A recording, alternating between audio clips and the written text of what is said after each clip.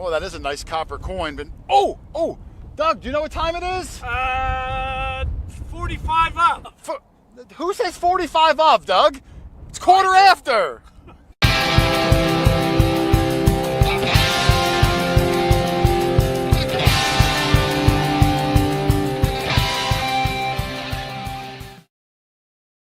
What's up, guys? Hoarder here, and welcome to Quarter After on the first post-Thanksgiving show. I hope everyone had a merry Thanksgiving. Happy, I guess, is the word. Happy Thanksgiving.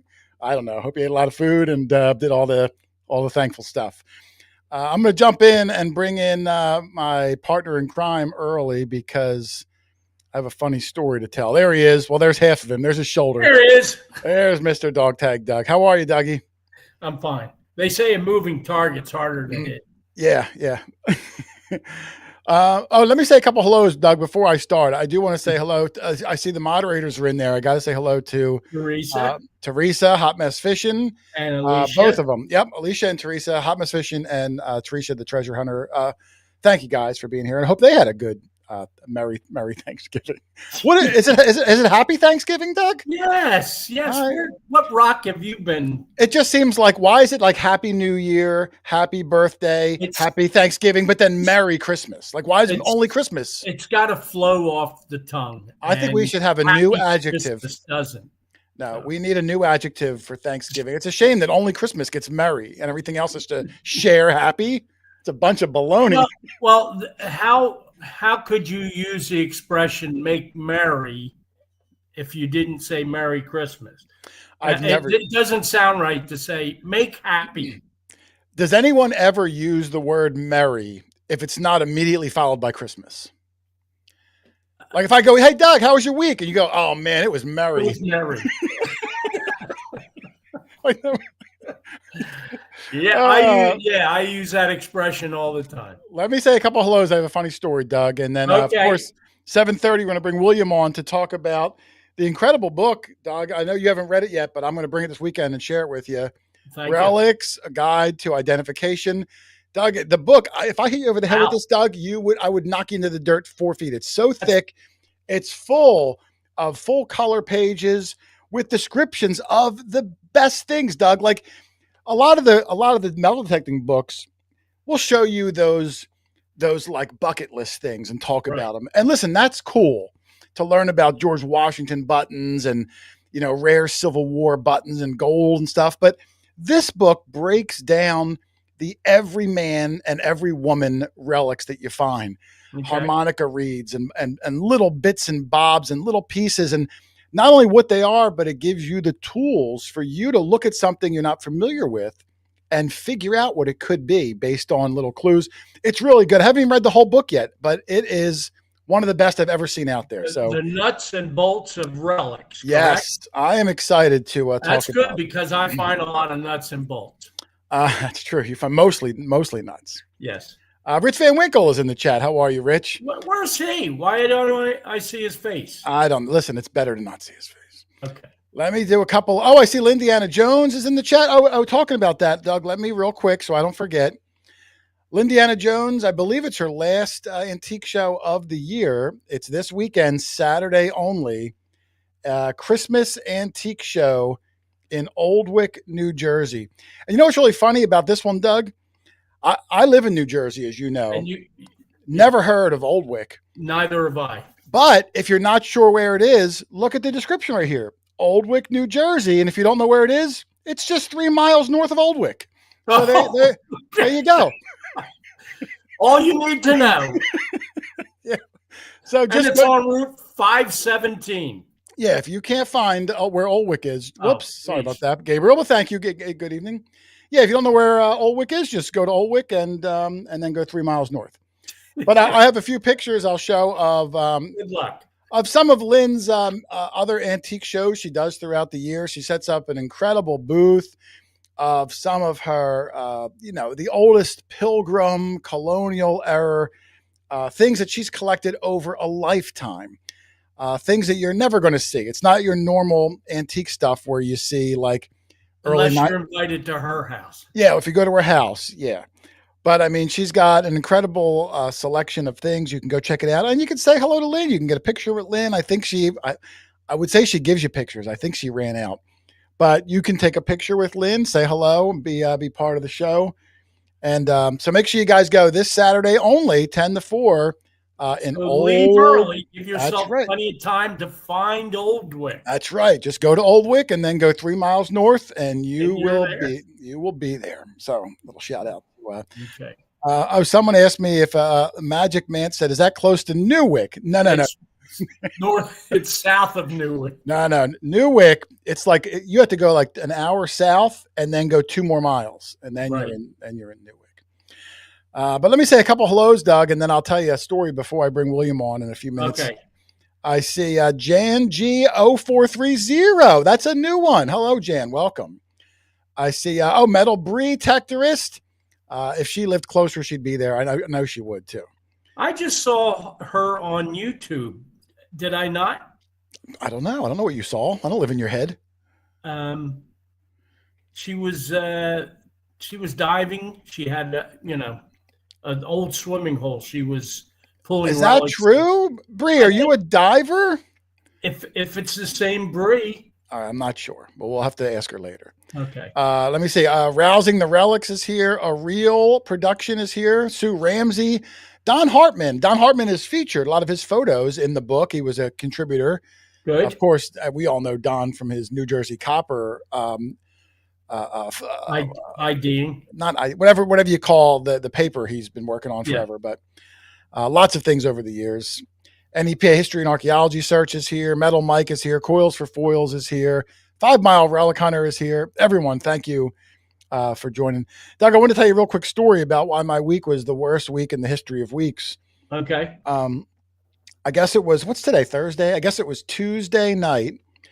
I woke up like 2 a.m. and I was thirsty. So I went to the fridge and I got a little drink. A Real Production for some coffee fund. I didn't even get to make coffee today, and I'll explain it to you in a little bit, but thank you very much for the coffee fund.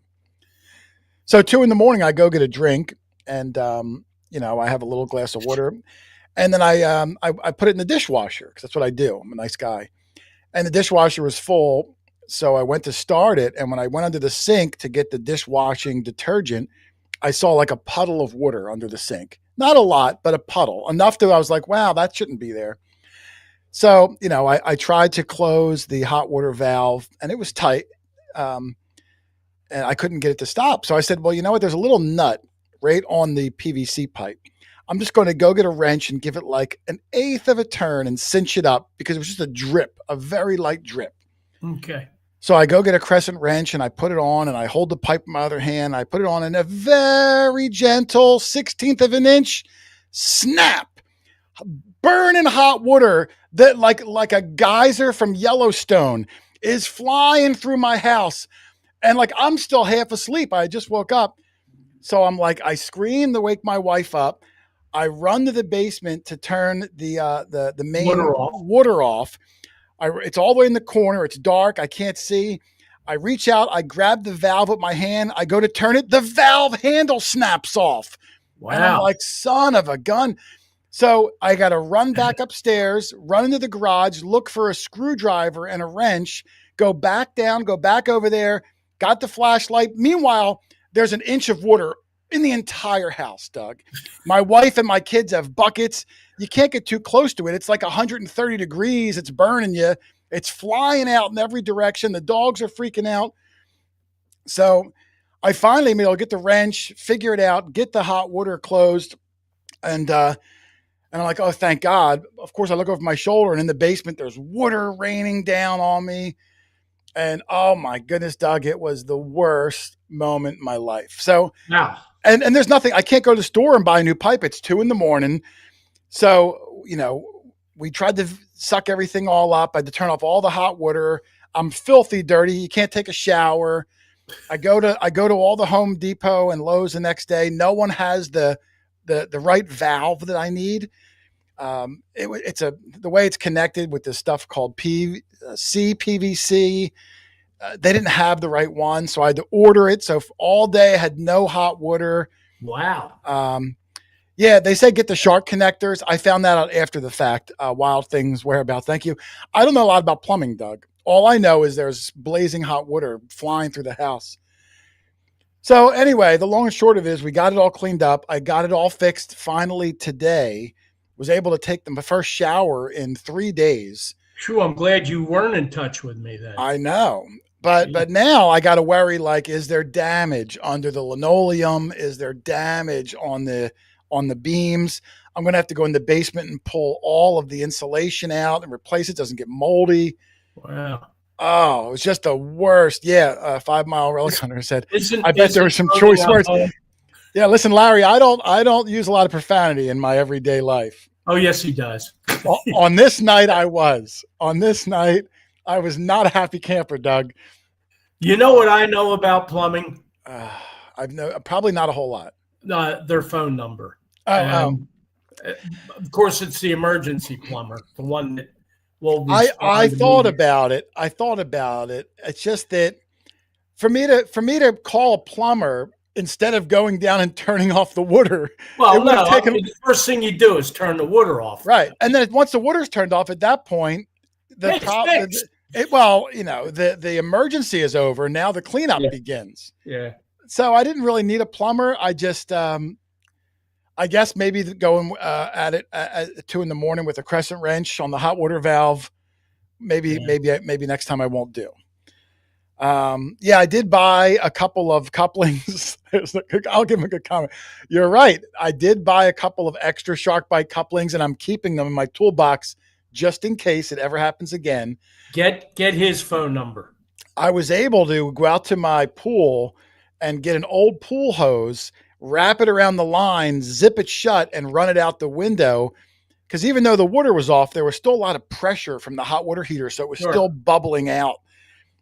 So I had to rig something up. It was a nightmare, Doug.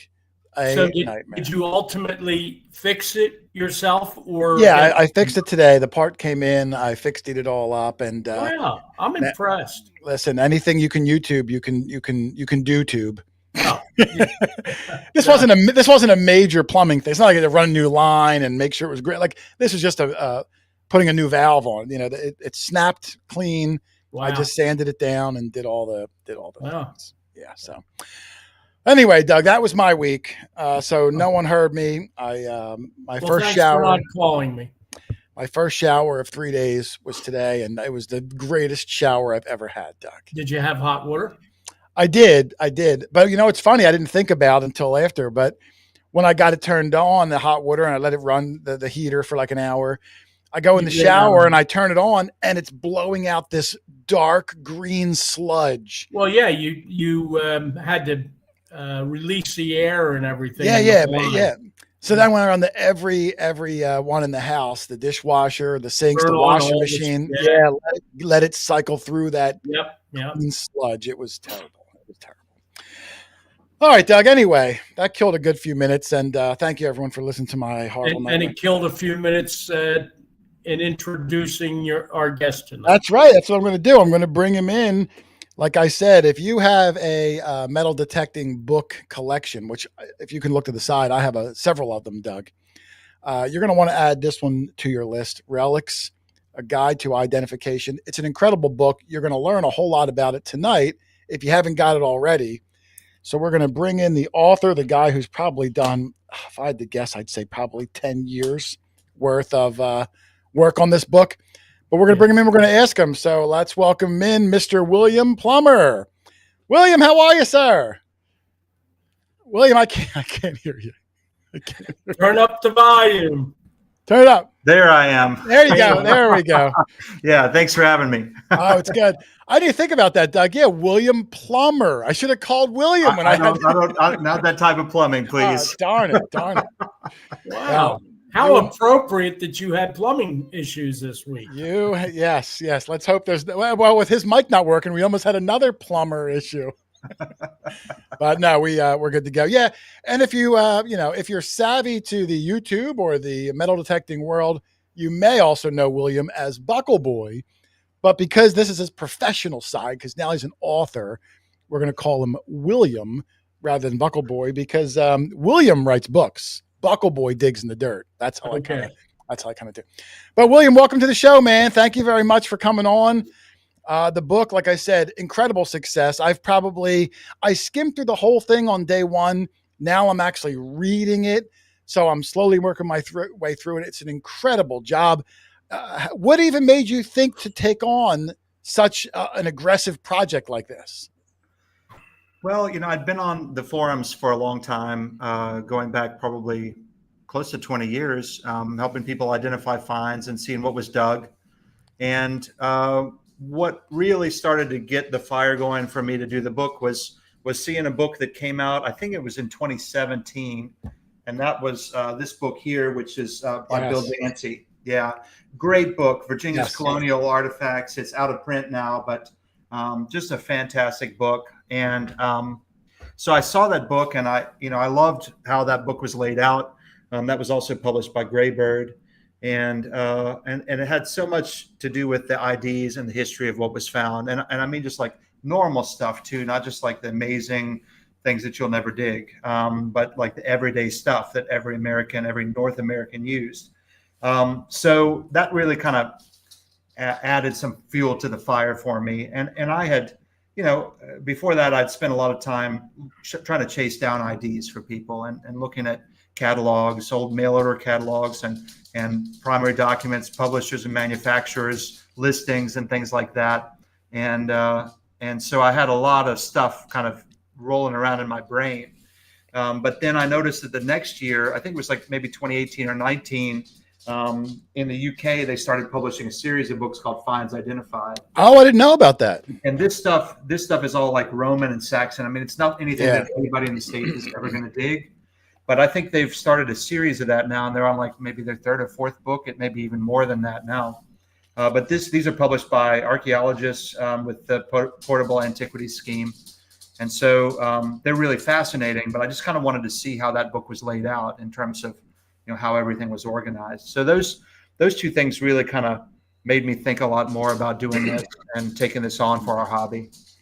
Yeah. So, I mean, what was fascinating to me too, Doug, is what I loved about it is just like he said, it's a lot of the everyday things that, I don't want to say are trash necessarily, but if you're a new detectorist, you're going to find these things, harmonica reeds and ox knobs and things that were something, but it's, you may have never seen one before. And what was fascinating is not only does it cover all that and explain how they are, the history, the origin, different models, how to tell the material and all that, but you have photographs of all of these things, like in quantity. I can only guess that someone saves every harmonica reed they dug, every buckle, because there's so many things that, like, at the end of the day, I know Doug would probably throw away or recycle, but someone saved them all. And now when it comes time to make this book, he has pictures of things in quantity that I'm sure we found hundreds of, but if you asked me to produce one right now, probably couldn't do it. Did you have all those photos in your library? Did you reach out to other detectorists with help just for the reference images and materials, or even the things that are in that book? I don't know if you find all of it in Louisiana. Did the community at large help you in any way? Well, the large bulk of the photos I took, and they're of my finds. My wife, who also digs with me, I'm so lucky that she enjoys going out and digging with me. But she and I spent days and days and days, hours and hours in the evenings cataloging relics, because I had things like I kind of knew where something was. You know how that is, where you're like, well, maybe I found it here or there, or maybe it's in this box or that case. But when we're talking about relics going back to the 80s for me, and relics going back to almost 20 years for her, that's a lot of relics. And so we realized, I realized very quickly, the only way I was going to be able to have those handfuls of items, especially less common items, was to be able to go through and catalog everything. And so we cataloged about almost 60 years, over 50 years worth of relics for the book. And that took many nights of just sitting there, and God bless her, she stood right by me, and we built a spreadsheet database so that I could search everything and get all those photos taken. So that was a monumental effort too. But then the things that weren't in my collection, or that I really wanted to show, kind of the litmus test for this was, am I seeing these things being found, and do people know what they are or not? And if I saw it dug in any quantity, I thought, that really needs to go in the book because it's a more common item. And so in some cases, I hadn't dug one before. So I would go and reach out to people online and say, has anybody found any of these? And people were just amazing. Like the response was incredible, with folks just saying, here, I found one, or I've got 3 of them that I could show. And folks were really flexible about taking great quality photos and sharing those. So that was really cool to see. Now, that is great, Doug, because I'm sure wherever you live in the country, there's things that we find hundreds of that maybe William doesn't, and vice versa. He probably finds, and when I was looking through the book, you know what he found, or at least they were in his book, pages of them in quantity, were cloak clasps, Doug. And he had one that looked like a lion's paw. We have never found a cloak. I've never even heard of it. We've never found one. There was pages of them in this book. So now I added cloak clasps to my, my bucket list. Right. So you and your wife are cataloging these like an Excel spreadsheet, I'm guessing, because there's thousands of different relics. I mean, when you say relics, it's basically anything metal that ever existed from a 250-year span. How do you even in your brain say, all right, well, here's how I'm going to categorize these to have a book that actually, goes from one side to the other? How's that process work when you're basically dealing with, everything ever made that was made out of copper, brass, or any metal? That's a huge issue, and that was a huge roadblock to the book, actually, to think about everything that was ever made here and ever used in North America, and try to get it all into one book that people could find anything. One of the things that I did was I did try to just make lists of relics, where I would say, well, how does this fit? And I would just put it under a category. And sometimes I would change categories. Sometimes you find things that function in more than one category, like a thimble, for example, a regular sewing thimble. For some people, I have a section of my book called domestic items. But because it's a Louisiana book, I put thimbles under items of leisure and spare time and leisure. I forget how I called the section, but the reason why is because, in many places in the country, sewing was a chore, cooking was a chore. But in some places here in the South, sewing was largely practiced by people who were making samplers for their walls, women who wanted to be eligible, as future wives and things like that. And so there was this kind of aristocratic use for sewing and all kinds of things like that. So I felt like it fit better there in that situation. So that's one example of one of those items where it really could have gone in multiple sections of the book. You mentioned that cloak clasps don't seem to be found up your way as often. There's a lot of relics like that seem to be kind of regionally dispersed across the United States. Like they'll be found in the West or found in the South or found in some of these plantation economy areas, but not in places where people had kind of a hard scrabble existence. One of the things that we find down here that's kind of interesting is rain slicker buttons. But of course, it rains like crazy down here. So I think in all my years digging in other places, I maybe had 1 or 2 rain slicker buttons, but since I've been down here, I've found just dozens of those things. Yeah. That is kind of cool. Let me show the book too, Doug. I know I've held it up, but this is the front and back cover of the book. And like he said, the book was published by Greybird. And if you're not familiar with Greybird, that's basically part of American Digger magazine. And we've had them on. Butch, the quality that he puts out, all year round is second to none. So the book's going to be put together. I don't want to necessarily show you, everything, but every page, Doug, high quality, full color photographs, diagrams, and it's categorized really well. There's a table of contents. Let me show you. That kind of breaks down, the main master categories. But like you said, how do you take every item ever made? I'll make this full screen for a second so you guys can get a better picture of it. But it's really fascinating, and you just thumb through, and I'm thumbing through, and I'll see like, section on music reads. I mean, how many different music reads have we found over the years, Doug? And we always kind of like throw a little thing out there. Oh, it's a pump organ. It's an accordion. It's a harmonica, squeeze box. And listen, some of them we know, but some of them I think, and I'm going to get into this in a little bit.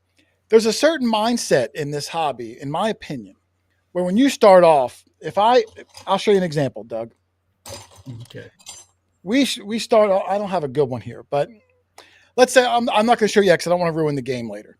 But let's say I find what looks to me like it would go on the leg of a chair. Thin brass goes on the leg of a chair.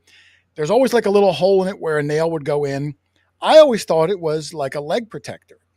So years earlier, I put it online. Look what I found, and someone says, "Oh, it's a buggy brake."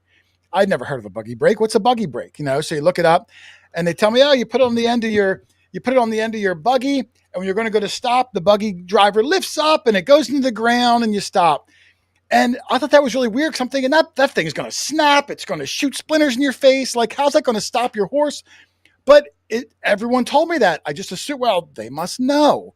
And let me tell you, Doug, there's some things out there that it goes around that this is what this item is, but really it's not. But no one questions it.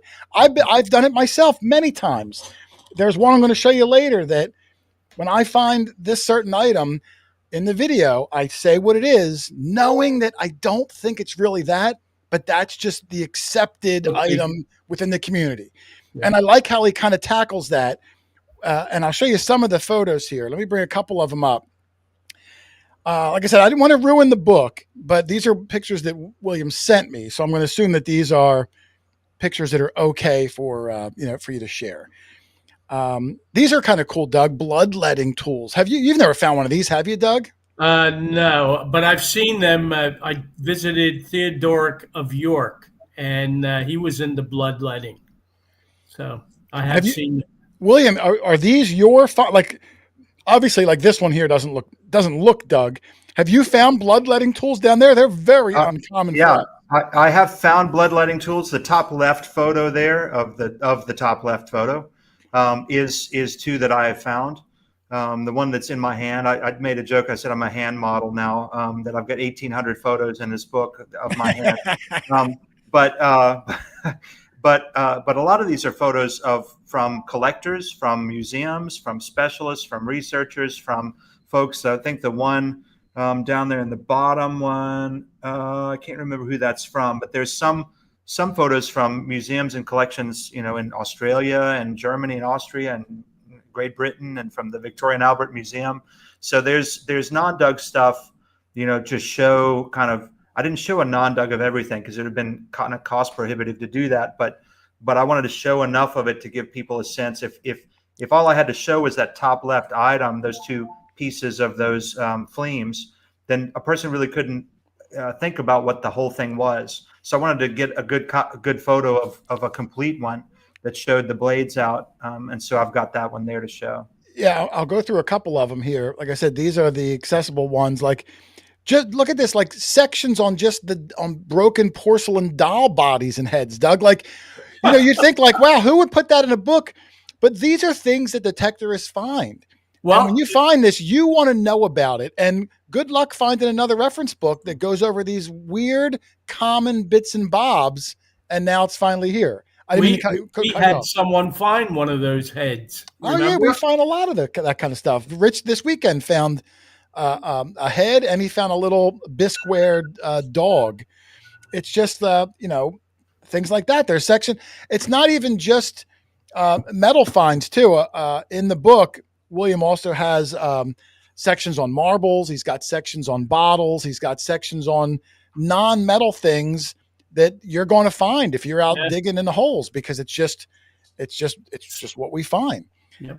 I find it just to be fascinating because I keep wanting to say like the mundane stuff, and I don't mean to say that in a negative way, but stuff that there's just never really been a book written on or categorized that I really thought, seeing it, man, where has this been all this time? Why didn't someone help these people out and figure out what these things were? I just think it's really amazing. Let me ask you, William, I had a couple of questions about it too, and I'll show some more photos.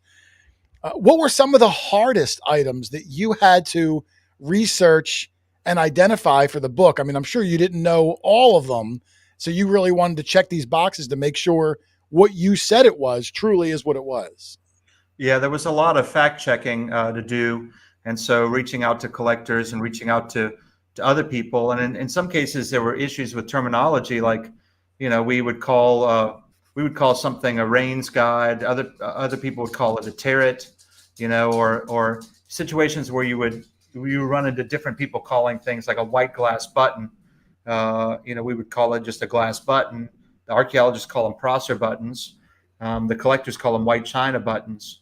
So it's just those problems with terminology. I'll never forget, I was talking with a doll collector with those china dolls, and they kept talking about highbrow dolls and lowbrow dolls. And I was thinking, is that a term for like how expensive the doll was? Finally, I just asked, and they said, no, that's just literally where the brow line is on the hair of the doll. And so evidently you can date these dolls based on the hairstyle, which is pretty fascinating. And so I explained a bit of that in the book, and even a bit about dating the doll legs based on the calf size and whether they have the painted garters on them or not, depending on the fashions of the day. So it's not hard of a stretch to think about when the fashion changed, the dolls changed too. But in terms of frustrating research, I mean, there were some really incredibly frustrating items to research, and some of them I'm absolutely certain were never identified before this book. And of course, there's still items that I'm hoping to track down, and items that I've identified since the book's publication that I have in a list. So honestly, the hardest thing for me was digging deeply into items that I didn't find as interesting initially when I started the book project, because I didn't want a reader to feel like any section of this was boring, because I love the history so much. So my goal was to find interesting things about literally even the things that I thought were the most boring things before starting to work on the book. Wow, now that's really amazing. I'm just kind of showing a few of the photos here. There's a big section, Doug, on this is one of my favorite ones, because I get asked this question a lot. Why are the coins you find hold? And I didn't know if there was a one answer for that. I mean, could be a plethora of reasons why someone hold it, but people ask me, and I'm afraid to tell them, A, I'm no expert, and B, I don't know why they did it. There's whole articles on, why holes were coined, different reasons for it. I didn't read it yet. I didn't get to this part. Like I said, I just kind of skimmed it first. I thought that was fascinating. I think I even have, I got to say, William didn't send me the picture on the left. I grabbed it only because I had no idea that they would hold a coin to turn into a 2-hold button. I'd never seen that before.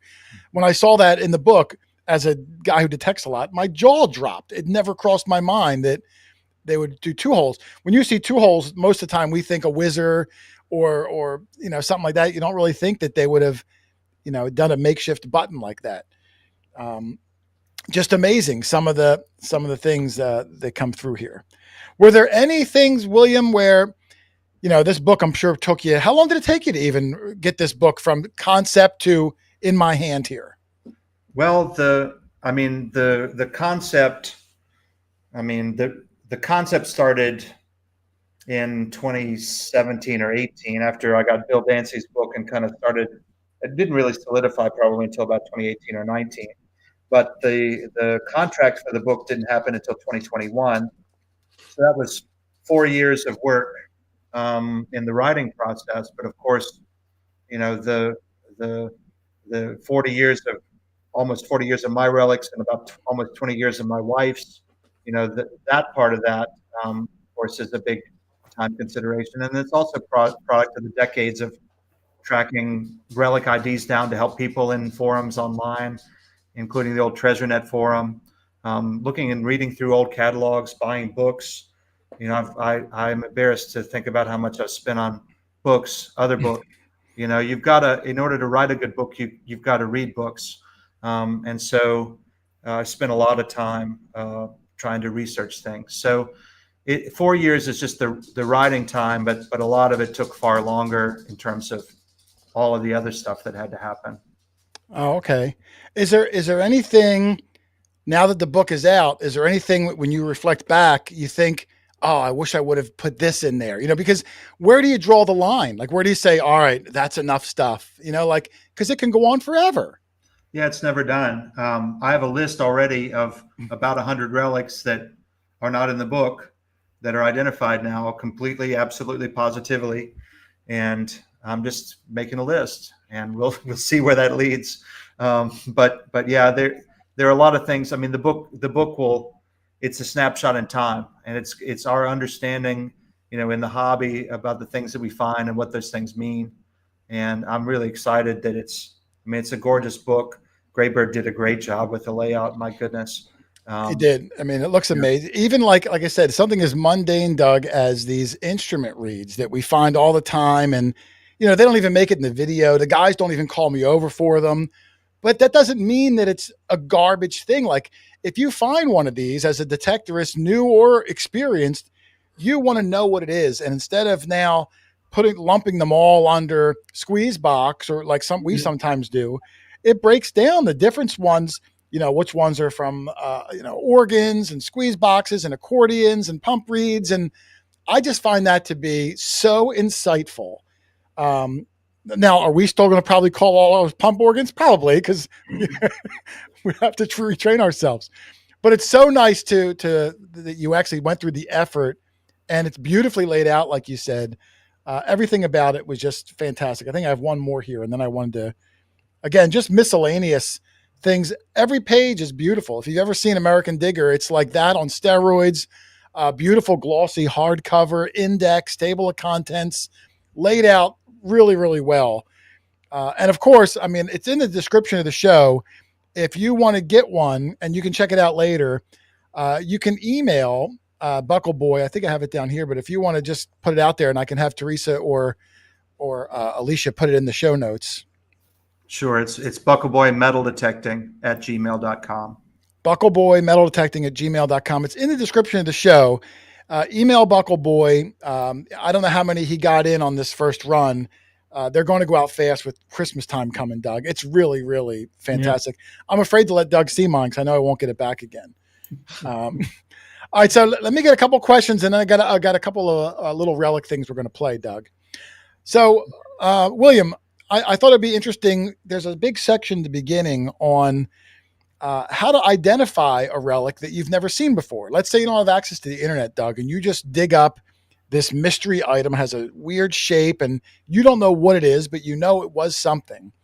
So if you didn't know what these things were, William, and you find this new thing in the ground, what would be your process of trying to at least go down the path of figuring out what it might be? I think, and I tried to put all this in the book to really help other people, because I started to think, how am I figuring out what some of these things are, and how is this all taking shape? And I think a lot of it is, what metal is it made of? First off, is it copper alloy? Is it maybe nickel, or is it gold or silver or lead? The material, aluminum. The material is going to tell you something about the use. How is it made? Is it very thickly stamped, or is it very thinly stamped? Because that tells you a lot. And I mean, people who've dug for Civil War relics understand the difference between a thin civilian spur and a thick military type spur. Not to say that there weren't crossover types there, but as generalizations, those types of construction methods tell you a lot about what an item was used for, could have been used for, would have held up to in the past. Then looking at the attributes of that, thinking about, does it hold? Has it been suspended? How was it attached to something, or was it attached to something? Did it have a bar or a clasp? Was it peened on like a rivet? Was it brazed on to another item? All of these ways. Was it sewn in? All of these ways of attaching will tell you what material it was attached to, and that'll help narrow down some of the things about what it is. And of course, any attributes that you can recognize, like any writing, any patent dates, and searching those patents. Every patent ever for the United States is searchable in Google Patents, and a lot of British patents also are searchable too if you dig in. Wow, I actually read through that section Monday before my sink exploded, And I thought it was really great because I never really thought about it in my brain.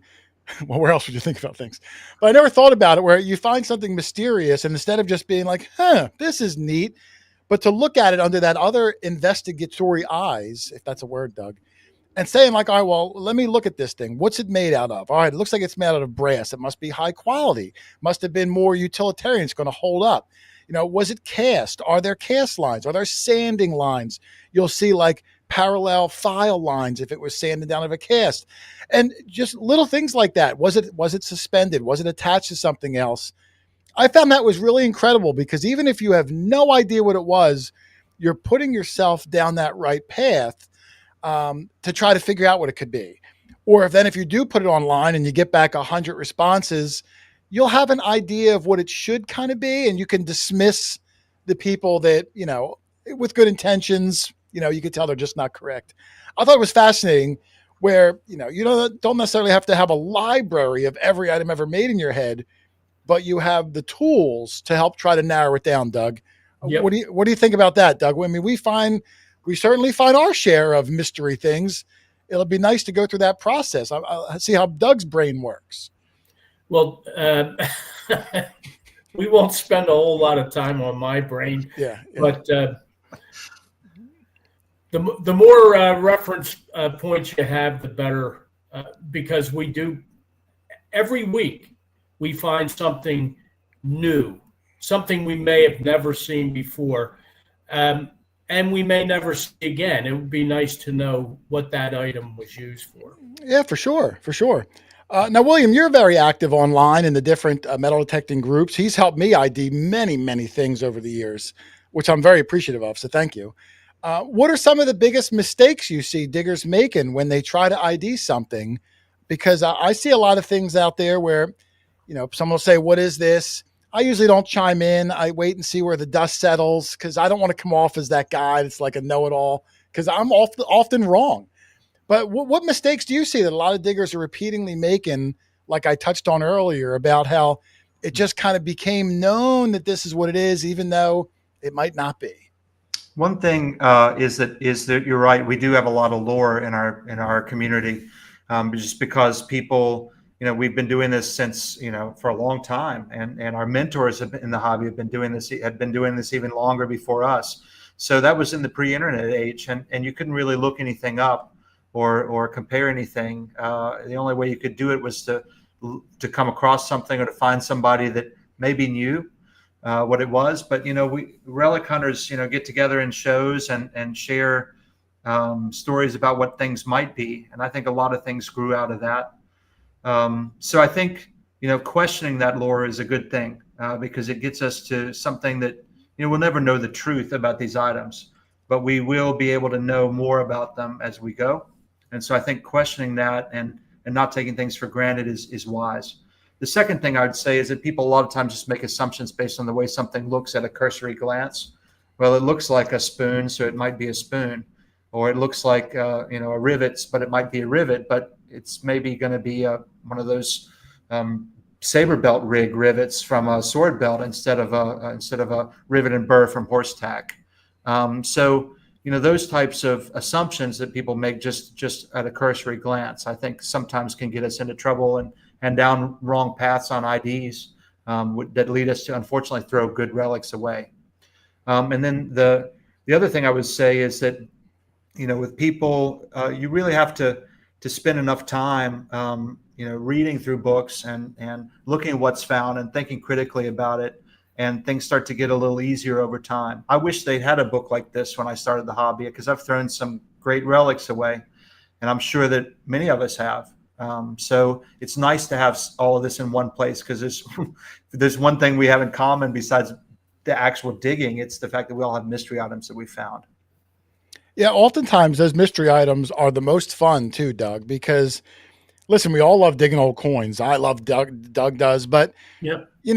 There's something about the relics that just makes it so exciting. You can picture, someone using it and holding it and the importance of it and figuring out what it was. And someone had the mindset to invent it. And then what was the next incarnation? And I don't know. I find the relics are much more memorable and the coins are much more in the moment, super excited, cross that date off the list, but then forgotten, at least in my opinion. So that's a good way to put it. Yeah, they're just more memorable in the long run. That all my display cases in the house, almost all relics, except for some of maybe the really rare coins. But all my large cents, hundreds of them, they're in mason jars. All my silver coins are just in drawers. But the relics are out on display. There's just something about them, and I can't put it in words exactly what it is. Let me cut real quick, Doug. I wanted to do a little bit of I'm going to call it a game. I don't know if it's really a game. But I thought we would do a couple of relics that everyone finds, or everyone at least can find, and we'll see out there who knows them. Now, I know William's going to obviously know them all, but I tried to find one that we found over the years that maybe he won't know. So I'll see if we can stump him, Doug. But I'd love to get Doug and everyone in the audience to participate, and we'll do a couple of them. I only got like 6 or 7 of some everyday relics and see out there who may or may not know what they are.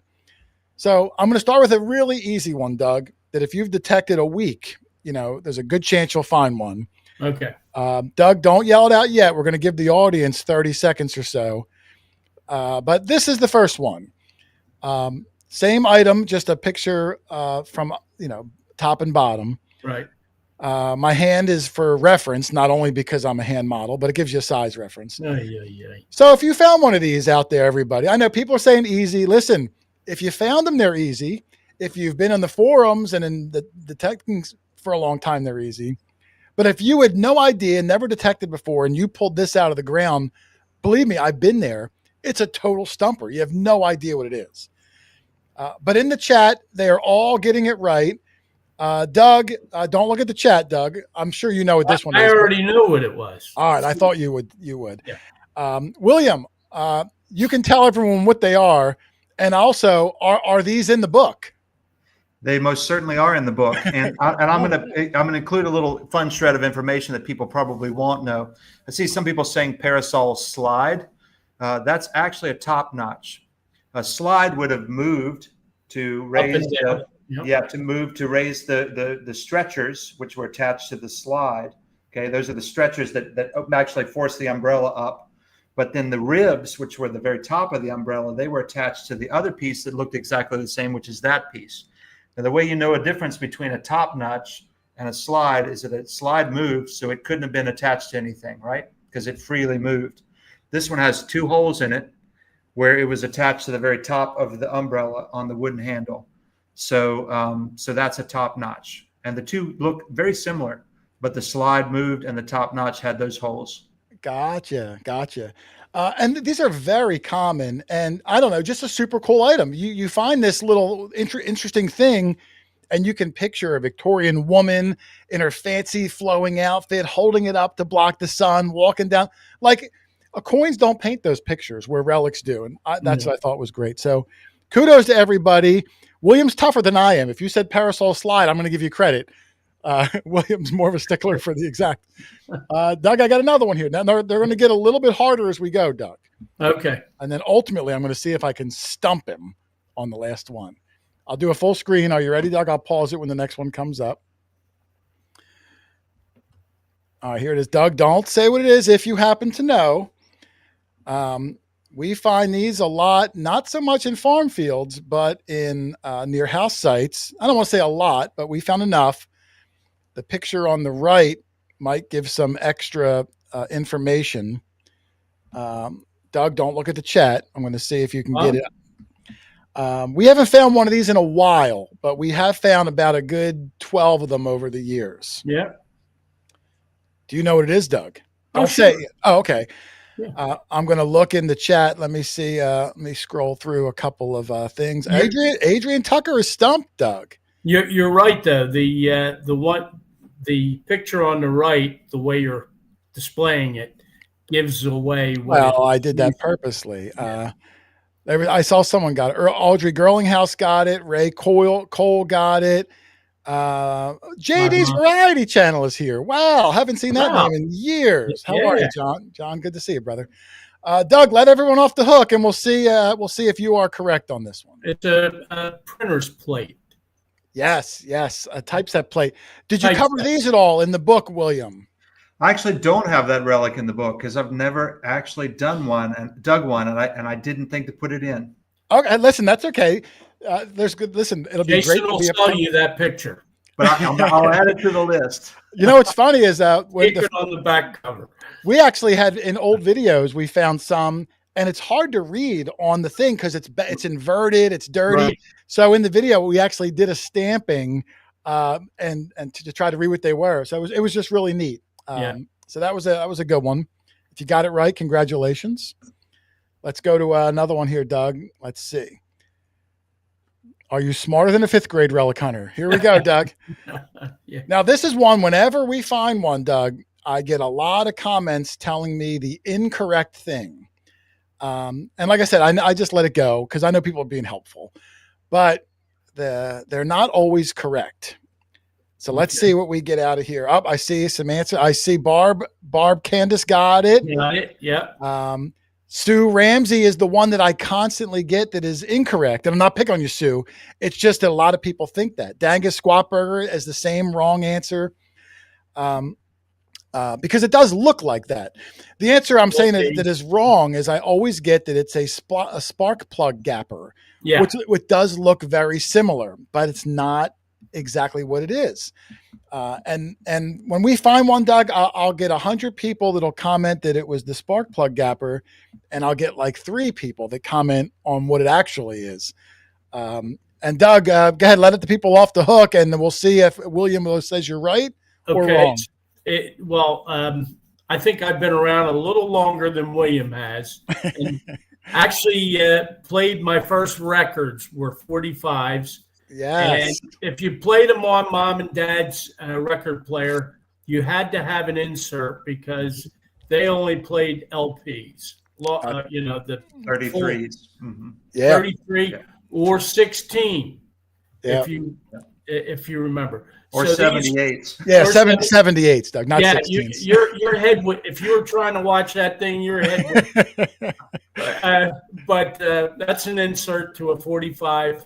RPM. Most of them were plastic when we were kids. I never had a metal. Ones were metal. Well, I even brought one up here because they are, we get fortunate to find a metal one.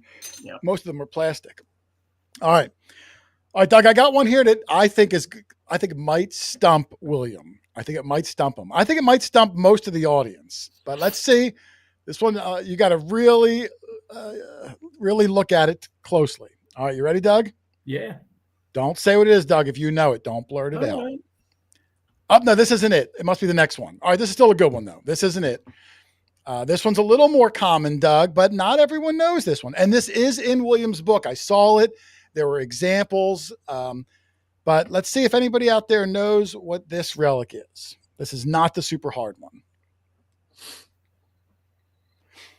Doug, while they're typing that in, what do you think this would be? Based on what he said earlier, looking at a relic, trying to figure out what its purpose could be. If you don't know what it is, Doug, what do you think this thing in my hand could be? I'm not exactly sure. It's some type of buckle, and I'm going to guess it's to some horse tack, some sort. William, you got to love. I always love that answer. When people find something, thousands of items get categorized under horse tack. Yeah, listen, so much gets categorized that way that I really had a fit trying to, and Butch had a fit laying out I thought somebody was going to die in this book going because the horse tack chapter was just about killed us. But everything gets tossed in that bucket that says horse tack. The things that aren't horse tack, but. I'm just as guilty. You know what I did is when I go to a museum, we have a good one out around our way too called the Mercer Museum. When I go out there, they have like full carriages on display and all sorts of stuff. And instead of looking at the beauty of it, I try to look at all the little metal connectors so I can have a reference point because things like this are strange to us. But a lot of people got it right in the comments. Doug, you were close with buckle. Yeah. I'm going to let William explain exactly what this piece is because they are fairly common. Yeah, that's a harness buckle shield, and it protected the buckle from snagging. So basically it went over top of a buckle on a strap. and they were patented. I want to say the patent was 1878, and I want to say it was by Morseman or Mosman, but maybe I'm wrong. But that's what I recall from the book. So. No, I think you're right. Yeah. You'd actually slide your buckle in from the underside, Doug, so that it didn't get stuck on things or snagged or get dirt in the mechanism. We call them buckle shields, but buckle cover, acceptable. Like you said, different vernacular. Thought that was a really good one. All right, let's see. I don't remember if this is the hard one or not. Here we go. Let me, you know what? I'm going to remove it so they don't see it. I'm going to play it through and see if the next one is all right. The next one's the hard one. All right, William, put a seatbelt on. Okay, I'm going to try to stump everybody. You ready, Doug? Yeah. All right, here it is. We have found about 10 of these over the years, so it's common enough. I want everyone to kind of look at it. If you found one, put it in there. Look at the design closely, because it'll sneak by you if you don't look at it really close. Try to take a look, and I'll accept any guesses in there. And there's no shame if you get it wrong. This is a stumper. I will say I see a correct answer already. Congratulations. I see a lot of incorrect ones, but I did see one. I'll give that guy some props in a minute, or girl. I won't say yet. Doug, what do you think this is? I know we've actually found them, Doug. I'm sure you don't remember. We find a lot of stuff. I don't. And I'm sure it's something that gets screwed into the wall with those three. They look like they're countersunk holes, but they're not. I don't even want to venture a guess. That's fair. Those holes actually go all the way around too. It's just you can't see from the angle. They do go all the way around. Well, thanks. All right, now listen. I'm not trying to put William on the spot, but I just know that as a guy who wrote the Relic book, it's interesting to find relics you may have never seen before. William, have you ever seen this piece before? I've never seen that before, but it looks like it was attached to some sort of paper or cardboard item just from what's left in there. I don't know whether the holes were for attachment or whether the holes were for some sort of a product. It looks like it's probably got some sort of advertising quality to it, so it's something commercial. And I would guess if that's an attachment, then I have no idea what it is. And if it's for the product to go through, then there's some sort of powder that it was on. Listen, Doug, that was a perfect example of a detectorist that's being a detectivist. Yeah. Because he's exactly right. Even though he had no idea what it is, he's exactly right. I'm going to bring up an image, Doug, of what this thing is. Does it open? That's okay. It goes on the very top of talcum powder tins. And you would rotate it, and the powder would come out those holes, and then rotate it back again. And what's really cool, I think I have another picture of it, the next one. There it is at the top again. Maybe I don't have one. Let me go back to the previous picture. This one right here. Most of the talcum powder tins back then were made by a company called Richard Hudnut, which we found compacts and lipstick tubes. So if in the next picture, if you look at the item again on the left really close, there's an H inside with two R's, a regular R and then an inverted R. So it's actually his initials, Richard Hudnut, and the holes go on top of that talcum powder lid. Just a really cool everyday relic that when I found it went nuts. Trying to figure it out.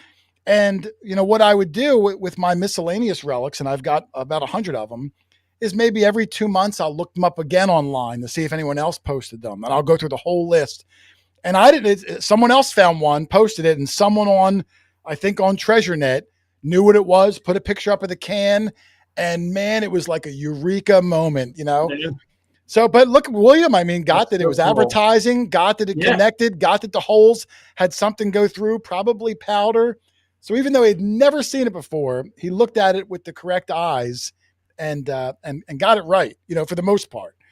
Might not have known the exact thing, but he was a lot closer than I was. Well, we have found, I even found a couple Richard Hudnut compacts, and they were very decorative. So that kind of fits into that motif there. It seemed like everything he created had some artistic design about it. Oh yeah, he was money. He was expensive back then. Yep.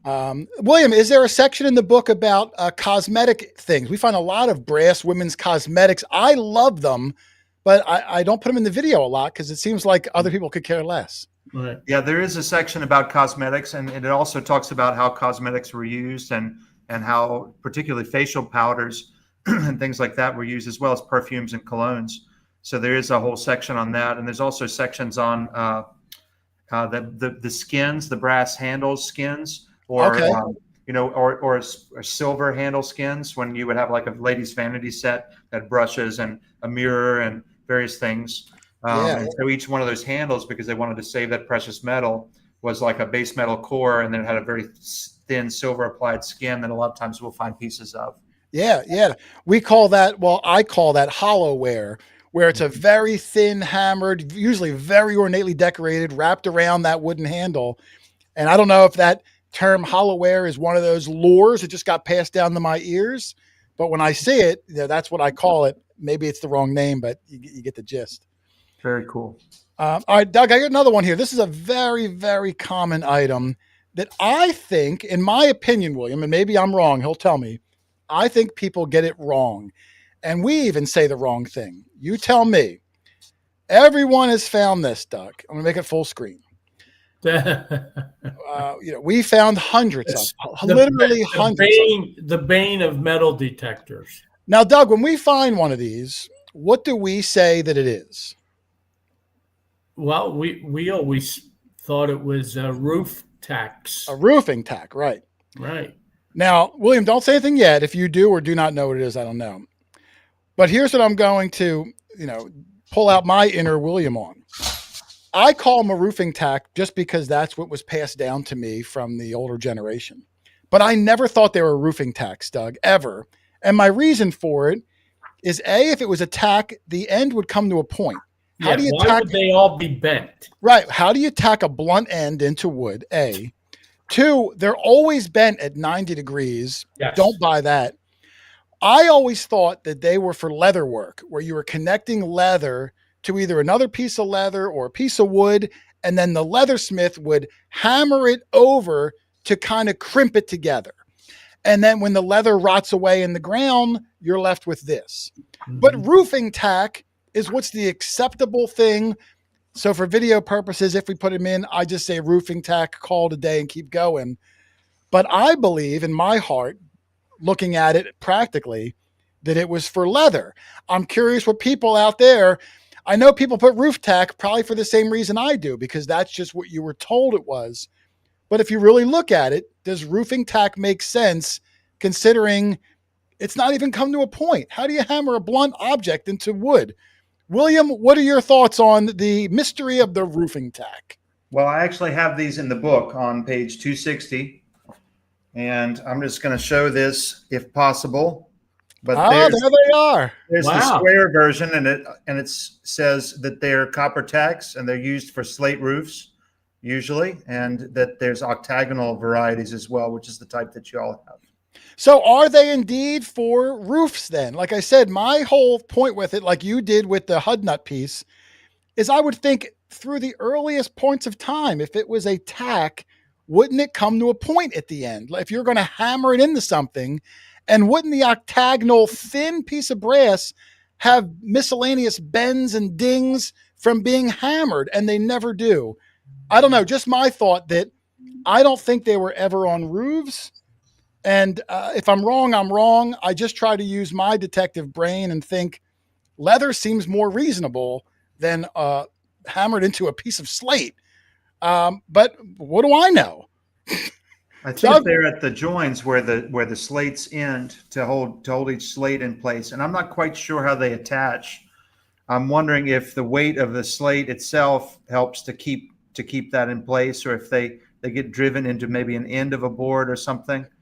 But they're always bent. They're almost always at 90 degrees. Yeah. That doesn't make any sense. I mean, if it was in a roof and they fell out, wouldn't they maybe have a little bit of a curve, from the weight, but bent 90 degrees? To me, that's done purposely. I do have a whole section on things that were in leather, like leather spots and leather decorations and brasses that you'd find on old trunks and things. So, and a lot of them are also bent at 90 degrees, but they're finer looking brasses. They're meant to be seen. These are really thinly constructed, very utilitarian items. Yeah. Here. It's just great because before the book came out, Doug, and again, I'm going to promote it again, Relics, A Guide to Identification. I would have never in a million, billion, trillion years brought up anything but these roofing tacks because who cared? But if we're going to like really talk about relics, and because I get psyched about it, I love to know what I found and what they were used for and all that stuff. Now it gives me an outlet to be like, wow, what really is this? What really is that? So, it's one of those things, you'd have to go up to a house that has old roofing slats on it still and see if they use something like that. If there's any roofers in the, in the chat, that would be great. Just find that kind of stuff interesting, Doug. William, were they specifically for the tile roofs, the ceramic roofs? I think they were used for slate. Or slate, rather? Slate's what I always heard too. Okay. But I never really questioned it. So I just said, okay, I mean, that's probably what it is. I think I have one more, and this one's going to be very, very controversial, Doug. Very controversial. Are you ready? Is it obscene? No. Just that you'll. I'll explain it when I bring it up. Okay. All right, here it is. Now, over the years, we've probably found 5 to 10 of these. Yeah. And I used to jokingly call it a sausage extruder. and then when I figured out what people said it really was, I said, oh, that makes sense. But again, Doug, I'm going to question it. And I'm coming with receipts. So in the chat, if you found this item, this is quite large. It's probably almost like silver dollar circumference. And I can hear William flipping through pages, so I know they're in the book. Okay. I don't see anything in the chat yet as far as guesses to this item. If you think you might know, I know it's not a sausage extruder. When I used to say that, it was more of a joke because I really had no clue. Play-Doh press. Yeah, Play-Doh extruder. That's what I always said. Those are the funny things. Now, I'm going to go back to William real quick because I can hear the book. Let me put you on the big side, William. I know they're in there. But now the controversial thing is I know William's going to tell me what it is, but then I'm going to question it because I'm not sure. But William, let me see, because your guess was much better than mine. There's a 5-1, a star pattern. The one I had was 6, but that doesn't, they're just different decorative. Now I can't read the writing in there, William. What was the identification that? So those are the tops of inkwells. The inkwell was glass or some other breakable material, and those were on the very top of the inkwell so that you could rest your quill in one of those slots. Now when I had heard that it was an inkwell, there was like an epiphany moment on me. I was like, that makes sense. I could see the quill leaning on that. But what again, me trying to be independent, I think, well, isn't it going to leak out? There's no threads. Isn't it just sitting on there? Would it fall off if you knocked? It didn't make sense to me. So I had to dive into it a little bit more. And now hear me out. Maybe I'm wrong, but in some research I'd done, I think it might be something different. I think. I found this old website called B&M Hardware that makes reproduction of antique hardware. And I found the exact piece on that right side that they called a caster ferrule, and it was for early 1800s dressers. And I have some pictures of it here because what's fascinating is once I saw that, then I went to websites of people that will people will go out and find old furniture and strip the hardware off and sell it. There's furniture salvagers, we'll call them. And when I went to these different sites, I found a lot of them that found these same pieces. So these people are taking them off of old furniture, dressers, taking off the escutcheons, the pulls, the casters. So I think my sausage extruder, there's other people selling them. Now, I'm not saying it might not be an inkwell also. It could be a similar design. But I think the one I found might be off of an old caster. And you can see the image of it there on the right, with the actual item that it was on. Doug, what do you think? Do you think that it could possibly be from a caster? Well, based on the pictures we're looking at, yes. William, is there a possibility that maybe there's two items that have similar uses? Yeah, there could be. And I'm going to send you right after the show here a photo of one on an inkwell. So it could also be that the two things were used, in completely different ways. Yeah, or just in brass foundries. Yeah. Yeah, or just similar. Mm-hmm. But I thought it was really neat that I thought it was really neat that there's people that actually salvage antique furniture, which I think is great. But I thought it was really cool. And it's one of those items that's just like, it's such a unique, weird, funky shape, but good luck trying to find like lots of images online, Doug. I mean, you're lucky to find one or two and they're different. And you're like, wow, something so unique as this, like you'd think, oh, that'll be easy to find. I mean, look at that. It's so decorative and there's brass balls but it's very, very, very difficult. So I don't know. I just thought it was really cool. The amount of crazy relics that are out there, trying to figure out what they are is a tough task. So I thought it was great. That, like I said, all of that stuff. I didn't get to that part where you covered it in the inkwells, but all of it. But I happened to turn to the one page that I showed a photo of earlier. But some really fascinating things in here. Let me go to some of my other questions that I have for William. Let me see. And Doug, if you have any, or if anybody in the chat has a question, maybe not a specific thing, but in general, I would love to hear it. William, one of the ones I had were had like buttons. Doug, we love finding buttons. Yes. One of our favorite relics, no matter where you live. We find a lot. And everyone loves them. William, are there generalizations that people might be able to look at a button to at least be able to differentiate between military and civilian or utilitarian, or are they so much crossover that there's not like a telltale something simple to look for? Well, I think any military button is going to have some sort of an insignia on it. I mean, it will show any authentic military button. Now, something that's pressed into wartime service, like a nice button to replace a button that's lost in the Civil War. That's a different scenario there, because any nice button could have easily filled that need. But I think any military button is going to have some sort of an insignia, some sort of branch related insignia, or some sort of an eagle or even words that would designate it as such. That makes sense. There was another one I had on here too. Hold on. Earlier you had said, when you had brought up the rivet, you had said that, is it a common horse rivet or a rivet that attached a sword? I didn't know there was a differentiation. What's that? Because I'm curious now. A lot of the rivets I just toss in my rubbish pile. I'll steal a British word.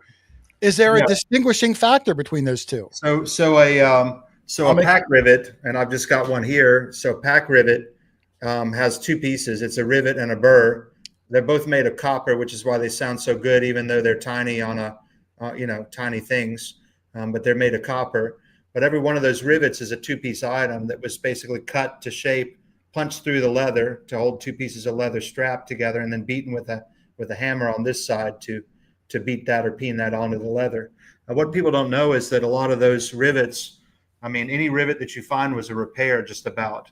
A lot of those strap goods were originally stitched together. So when the stitching wore out, somebody took the rivet, cut it to the right size, poked it through, put the burr, or the washer, people call it, but it's a burr, onto the other side, and then beat it with a hammer to seal those two pieces of leather together. So if you look at any rivet, you'll see on the back side, you'll see some sort of a mark where it was peened on that you're not going to see on the other side. Now, for a sword belt rig rivet, they're thicker, they're cast brass and actually finished. And so they're going to be a thicker, slightly larger rivet, and larger on this end as well as in the center post. And they're not going to have that, design where there's like nothing on one side and then keyed on with the other, where you can see that there's a little faint circle where it was beaten with a hammer. That's really cool. No, I had no idea. And reflecting back, I think the majority that we find, Doug, they have that head where you can tell it was beaten on. So those ones for the and I'm sorry, they were for what? To hold a sword on? Yeah, they had them on sword belt rigs. So the sword belt actually had those rivets to hold it together. Gotcha. So they were cast one solid piece for that intended purpose. Yeah. Wow, that's great, Doug. I mean, like I said, I'm sure I probably tossed all those rivets, but it kind of makes it a little more special if you find the right kind now. Yeah. So that's going to be a fun one. Let me see here. Oh, don't forget, if you want to have any questions, please put them in the chat and I'll try to take a look over. What kind of relics, William, do you think confuse diggers the most? Like something where you constantly see the wrong identifications over and over, and not to be like, I told you so, but you want to help people know what they got, which is the real main goal.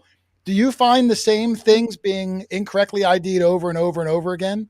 There is a certain amount of that, and the wrong IDs tend to perpetuate and circulate because people can look them up, or if somebody gets it in their mind and then they share it out without thinking to the next person, and that's the way a lot of misinformation in general carries online.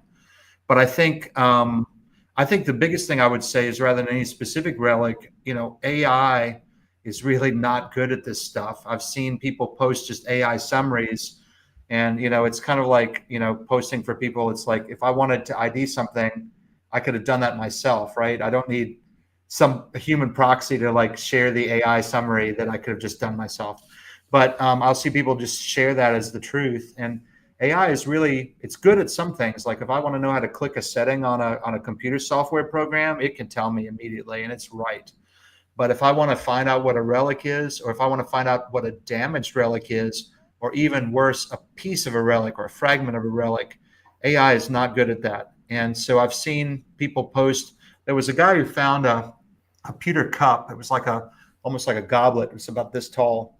And he found it in a creek up in the Northeast. And somebody shared an AI summary that said that it was 2,000 years old. So, I mean, it's just ridiculous stuff like that. Now, if you're a newbie and, obviously most of us who've been digging for a while know that we're not going to find something most likely that's 2,000 years old in the U.S. Very rare. Probably not going to happen. Maybe 1/1,000,000th of 1% chance. But a newbie is going to be like, potentially, they're going to be like, wow, I found something that's 2,000 years old. So that's where the things damage our hobby. And I think, honestly, that's one way that we fail the new people in our hobby is with AI use and finds identification, because it's so bad. No, you are right. It's funny because when you say identification, I'm assuming like when we go out, if we find something, I don't really do it to know, but I'll look it up on the Google reverse image, and it's terrible, especially when your item is dirty and incomplete and bent. Even with this goofy thing, if I Google reverse image it, it comes up that it's a 2,000-year-old Roman money something or other. And, you just instantly ignore that. And you kind of scroll and look for matching images at best. But then even those are no good. Maybe it's some guy selling one on eBay and he doesn't know what it is. He just looked up the same thing. And like you said, it just perpetuates and snowballs. And then over the years, we just stick with, like I said, the lore of what you heard, because it's so difficult. It's so difficult to try to figure out what every single piece of metal was ever made by some guy in his shack in 1840. Like that's a tough gig, Doug. So William, if you're identifying these relics and you find these really weird, wacky thing, you can't figure it out. You can't chat GPT. No one on TreasureNet knows. Is there ever a point where you just say, you know what? Unidentifiable. Yeah, I have a box of those. I mean, and I categorize them by site. And one of the things that I make a point of in this book is to try to do that. And I recommend that everybody do that, because you might find a piece of something that you're like, oh, this is nothing. And then when you find the rest of it, you're like, oh my God, I threw that piece of whatever it was that was really amazing in the trash. So I think it's really good to have one of those what's it boxes for each spot that you're on, or at least a Ziploc baggie or something with a note just to identify that. Because we all have those things, and I've got boxes of things that I think are probably nothing, or maybe there's not enough there to quite tell what it is yet. Yeah, I agree, and I wish I'm sure all of us did. I threw away a lot of early things thinking it was junk, mis-IDing it.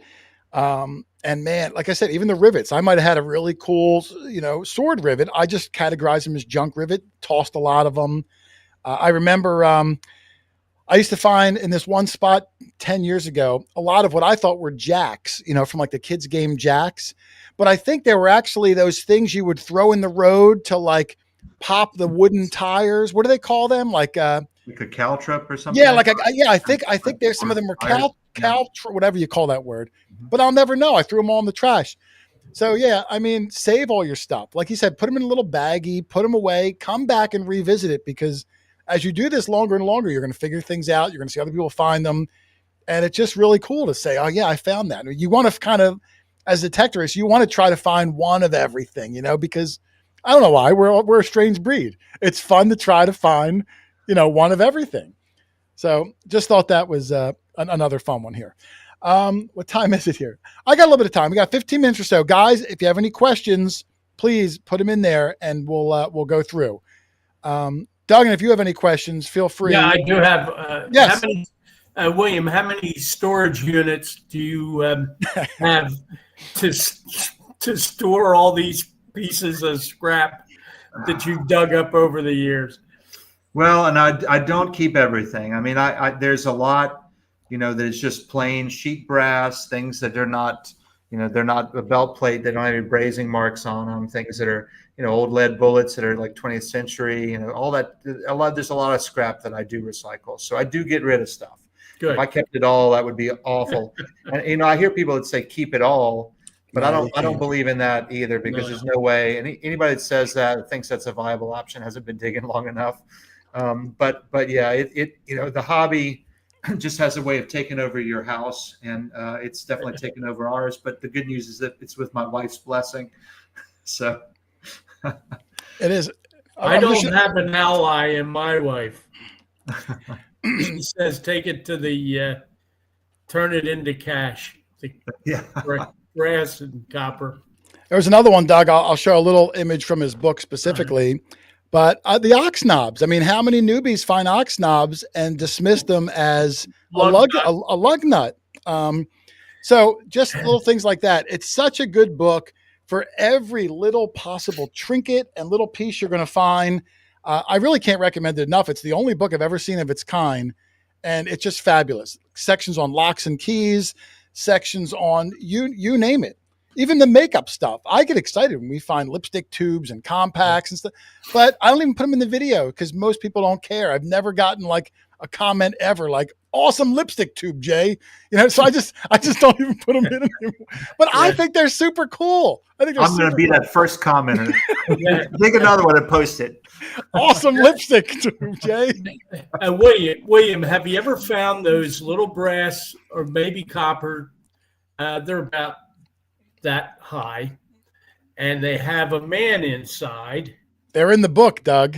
Oh, okay. Yeah, they're in the book. Yeah, they're in the book. I saw. I didn't get a book sent to me, so I have to use yours. William. Funny story is we were up in Cape Cod. Oh, the Cape Cod Father, Eric. Thank you. Oh yeah, the fish and weight mold. Yeah, I'll have to show William that one. We had a really funny story up there.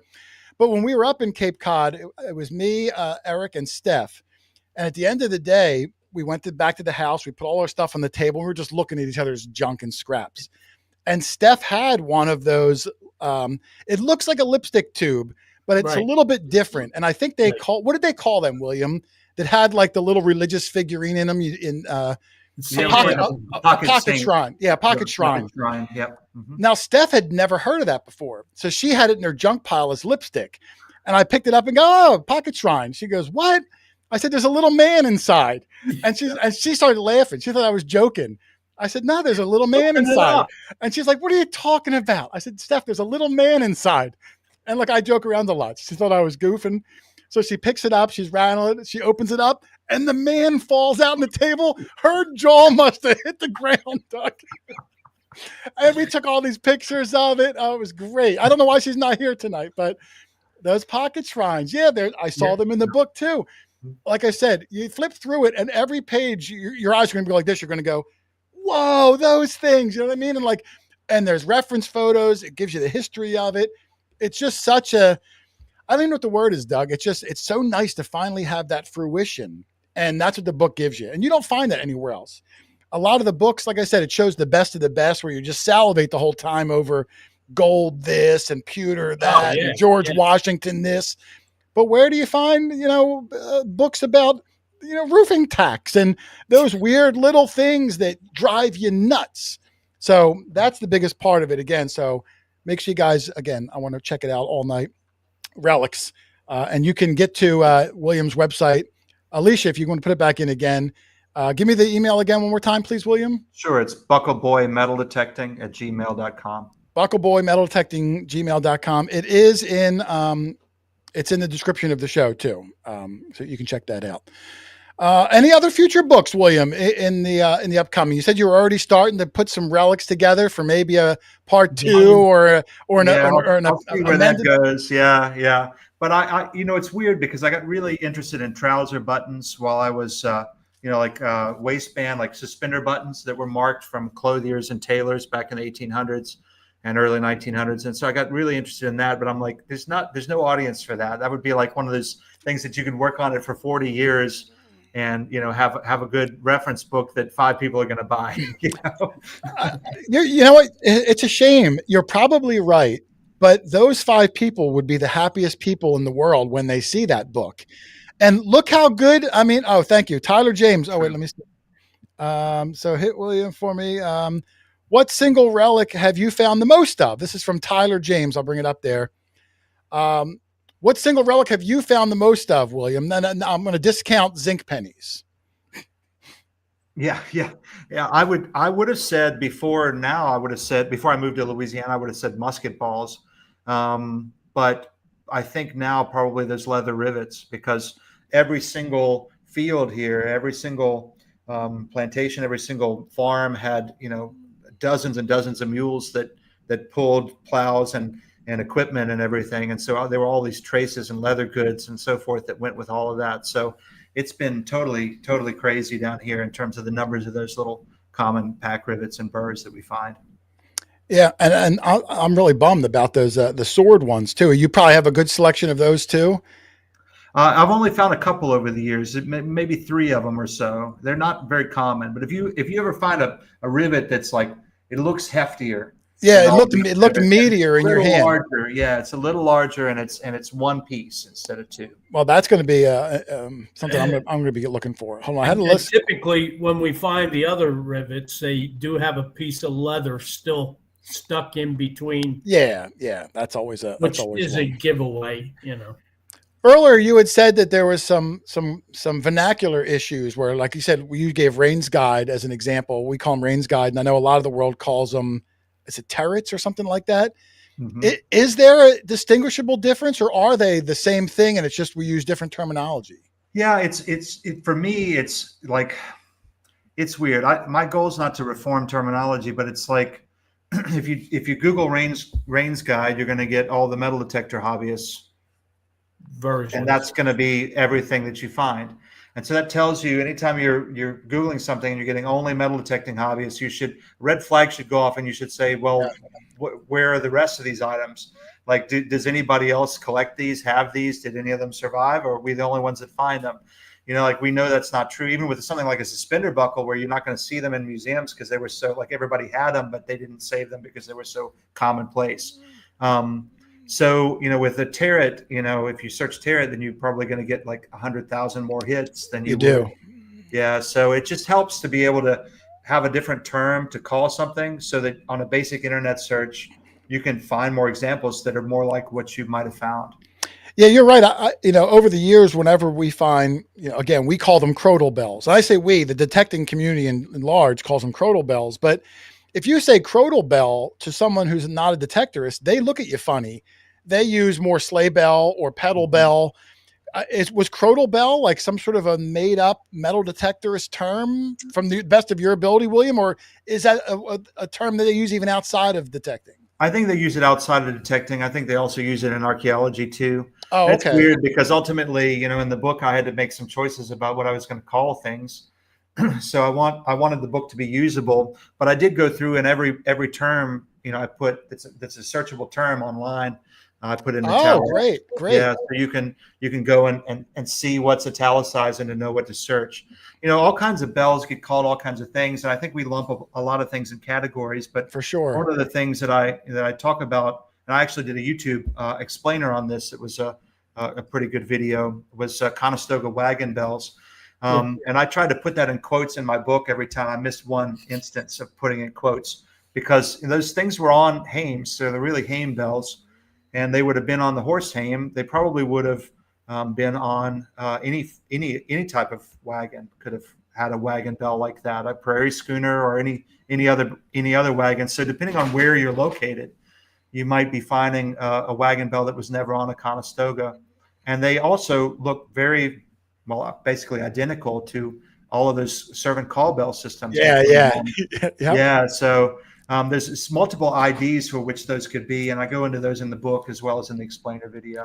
Yeah, you called me out on it once, and you were 100% right. I think there's just a certain sexiness when you say Conestoga bell. It plants like a certain image in your mind, and even though it probably was maybe a wagon, who knows? I mean, bells. Geez, Doug, who knows? We probably get a little outlandish with our IDs sometimes, also. But you're 100% right. I can't argue with them. I couldn't prove it was a Conestoga bell one iota, but I know I'm guilty. I know I'm guilty. It's not about being right or wrong. It's just about like learning the history of what we find. Well, I don't mean right or wrong. We're all after. Yeah. I don't want to put misleading information out, but I know I do because I call everything a Conestoga bell that has that shape, and I know it's not. I just another one I get. We call them skeleton keys, Doug. That they're not skeleton keys, but we call them that because that's just the vernacular. Any thin bone key with a tooth on it, we call skeleton key. But when this locksmith, I have a locksmith guy coming on a few weeks, a historian. He said they're not skeleton. Skeleton key was one very specific type of key that opened every door in the house. Yeah. But am I going to not call it a skeleton key tomorrow? No, I'm going to call it a skeleton key because that's what people understand what it is. So I don't know. It's just one of those weird things. I got a few questions from the chat here. Oh, and I got one of them a super chat. Emmy Rawson said, "What is the most valuable relic?" That's a really tough question to ask. The most valuable relic, but what are some of the more valuable relics that are in your book, William? And that we would want to look for? Yeah. Well, I do have a section at the end and because everything's kind of framed, the first chapter is about Louisiana history, and then all the rest of the book, except for the last section, is about finds IDs. But I did cave a little bit, and I put in, some maybe a dozen or so relics or interesting things that had unique histories. And some of them are pretty outstanding, like a Spanish colonial cap badge that I found. I found fragments of it over the years. It's the only one, to their knowledge, that it's been found in the United States. And it's the only one of its type, according to some experts that are into Spanish military and writing books in Spain. So I have no idea what that's worth, but, it's tough because it's like, that's priceless to me because it's like, I'm never going to ever find another one, Yeah, the most valuable things are usually there's not a lot of them, so it's hard to know the most valuable because it depends. If there's only two, it depends on what one of those two buyers want to pay for it. Yeah. But there's a lot of relics that are valuable in a general scale. I'm sure he covers them in the book, so you can check it out. But thank you for the question. Metal Detectorist, I love the book. Already identified several finds with it, as I have. I love using it both to study and identify items. Thanks for a great show. Well, thank you, Bree. And Bree, Doug said he saw you in a video scuba diving. Is that true? That's true. She was free diving. Free diving? I don't know. Free diving. She was not using a breathing apparatus. I got you. But thank you, Bree. If that was a deep breath and go down, and that's nuts. I can only go down about a foot, and I'm coming right back up again. Oh, yes. Look, she said tankless diving system. So, yeah, I didn't know, Bree, that was in Bree's wheelhouse. Congratulations. Also very dangerous here. Let me go. I'm going to go to my one or two last questions, and then I'll go for any more in the chat or from Doug. William, what are you hoping? You touched on it a second ago. It was one of the questions I had. As being a longtime guy, I know what I wanted out of the book, and it met all my criteria. I wanted the weird, common, unusual things help me identify what I found. What are you hoping that most diggers are going to get out of the book if they pick up a copy? I really hope that people get a deeper appreciation for some of the things that they might pass over, whether that's things that they might throw away that they would then save, or just having that care to be able to look at something a couple of extra times before it goes in the junk bin. I mean, we want to be the saviors of history. We want to save it and preserve it.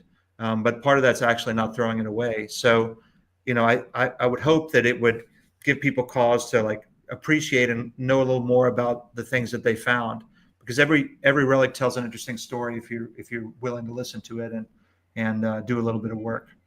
Yeah, and I can tell you firsthand, there's no better satisfaction as a detectorist as finally figuring out what that mystery relic is that you have. It just feels so good because, look, if you came up to me in the street and handed me something, I'd probably think you were a weirdo.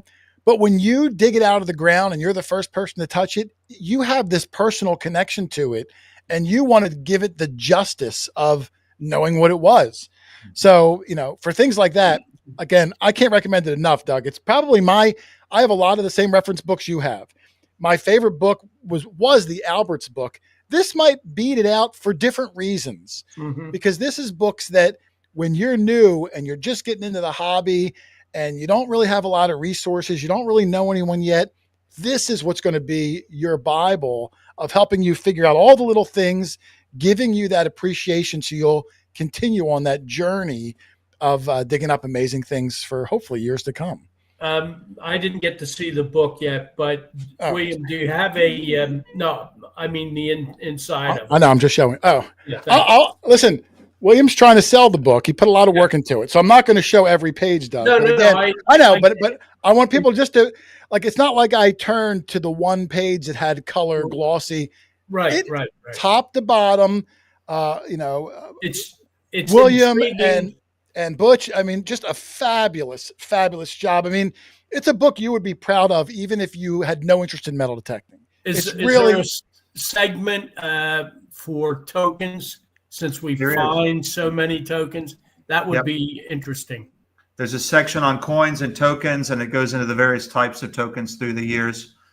Tax tokens, store cards, hard times tokens, good for tokens, and merchant tokens. Right. So, that's good. I even saw in flipping through, I don't know if it was a section, but I saw an image with a write-up of shotgun head stamps that How weird is that? But those are things you're going to find. Yeah. I can specifically remember, Doug, it was the second time I'd ever gone out. I'd stumbled across like a spill, I'll call it a spill, of like 12 shotgun head stamps. I brought them home. I tumbled them. I cleaned them up. I put them in a display case. And then eventually I found like a toy sheriff's badge that I put in the middle. Now I've gotten a little jaded. I throw them in the garbage. But I remember being a first-time detectorist, that's a cool item. Yeah. It checks all the boxes, Doug. It's brass. It's got writing on it. You can date it. You can figure out who made it. Why we don't appreciate them, I don't know, because it checks all the boxes of everything else that a detectorist would want, but they don't get any love. But they're even in the book, Doug. Those common things that you want to know a little bit more about. So kudos in there. Any last questions? I'm going to go through the chat. Here's one. Adrian Tucker. Is there or will there be an ebook version, William? Is that anything in the works? No, there won't be an ebook version, unfortunately. With everything that Greybird publishes, it's all print copy. Okay. So there was an initial print run, and when that sells out, it's done. And I don't know if there'll be a reprint or not. Oh, I hope there is a reprint. Like I said, books like this are a real staple for the community. So, and if you didn't get one, I don't know how many were in that print one. I didn't say the price too. The price is $79. And listen, Doug, the book is big. It's like a coffee table size book. This isn't some little itsy bitsy thing. Like I said, full color. Everything is beautifully made. Look, those are just, I'll stop there just a second. Those are just livery buttons, Doug. Right. The hunting buttons that we find. Sure. Just livery buttons. Them. Yeah. And then look, if I go to the next page, even more livery buttons. Wow. Come on, where do you find livery buttons like that? We find one, we're like doing cartwheels in the yard. Yeah. There's hundreds of them in here. It's really a good book. So $79 is nothing. That's very reasonable. Listen, if your spouse, girlfriend, boyfriend, cousin, sister, uncle, mother, they're into the hobby, it's a great Christmas gift. Or like I always say, Doug, treat yourself to something good. Yeah. And you can check it out at again, William's email address. William, I'm sorry, one more time. It's buckleboymetaldetecting@gmail.com. Buckleboymetaldetecting@gmail.com. He said it was a limited run. Email them, make sure they're in stock. I'll have them for a little while. And listen, if they sell out, maybe they will reprint them. I don't know, but don't risk it. Get it now, because when they sell out, Doug, you know what that means? I'm going to sell mine on eBay for $400. but that's what happens. Look at that. Look at that Albert's book. Copies of it first. Nah, that Albert's book's like $150 now. Oh gosh, and the Tice book is like $300. I don't even own that one. It's too much. I can't do it.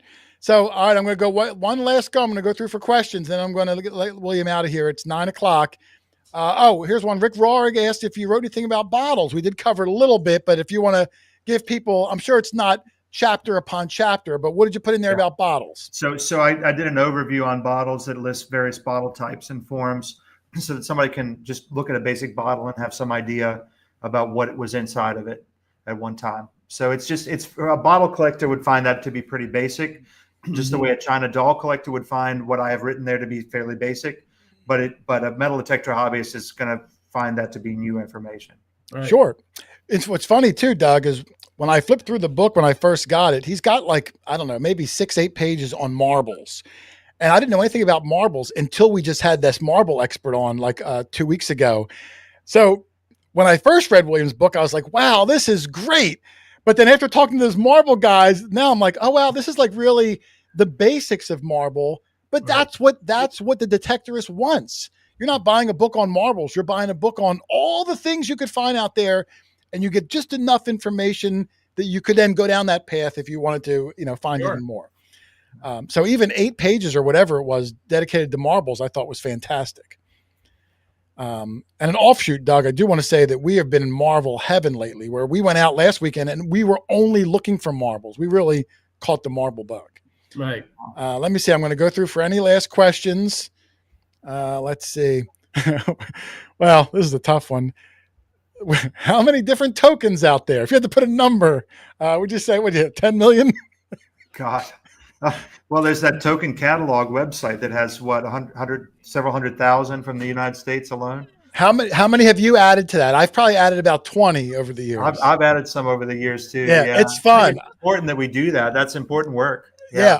I liked it. Whenever I find one, now I'm guilty. I haven't done it in probably a good 6 months, but I would go right there, look to see if that token's on there.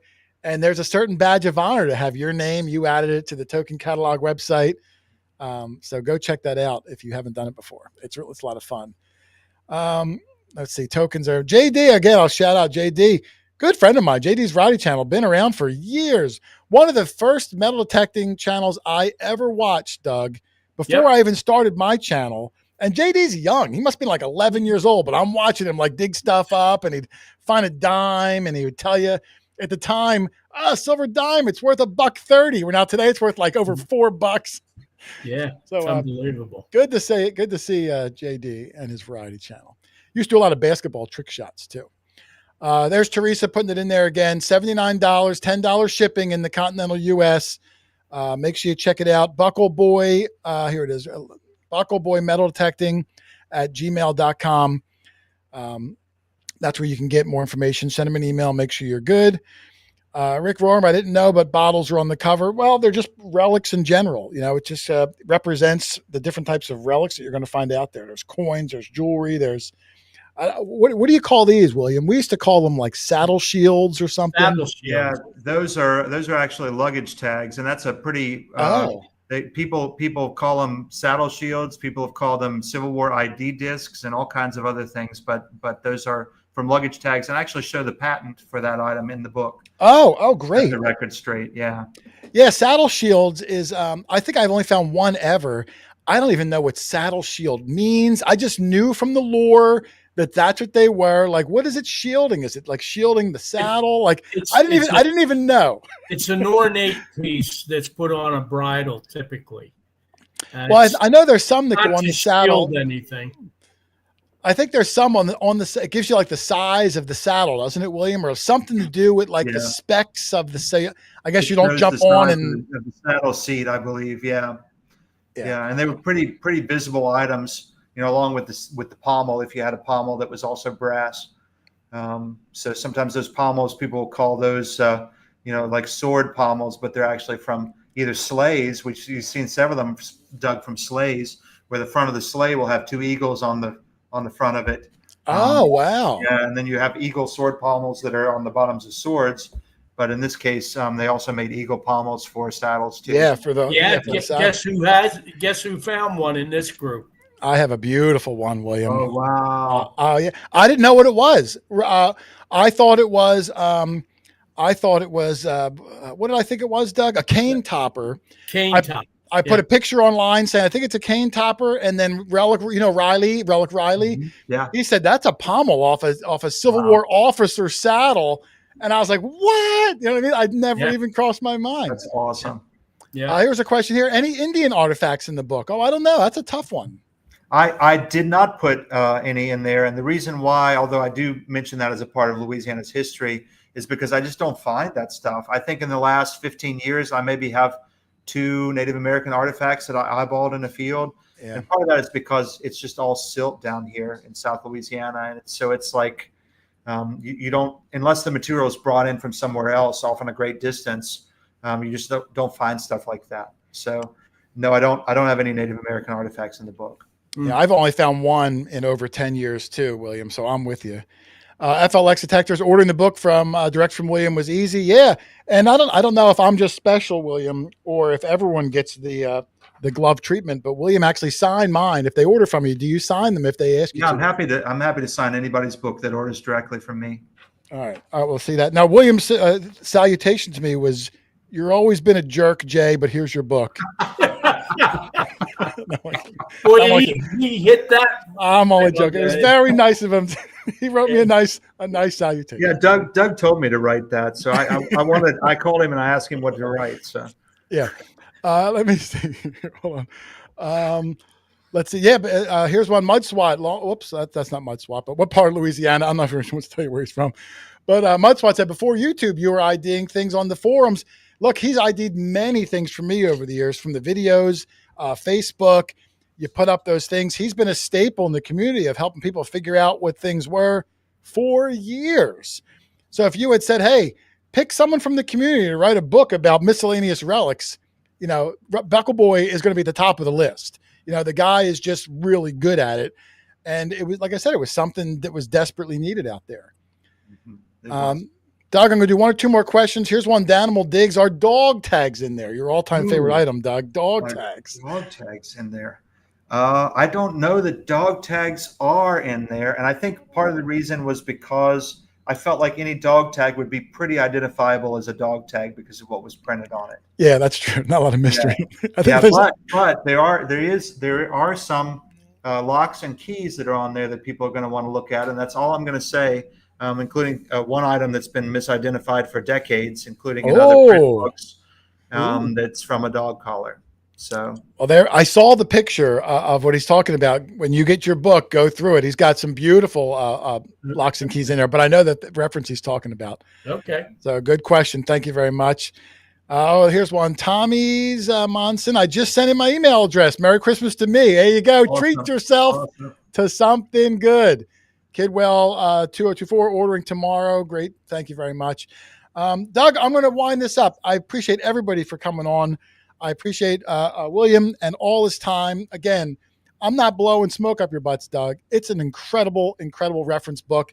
We're going to probably use it when we have to ID things in videos going forward with, William's approval.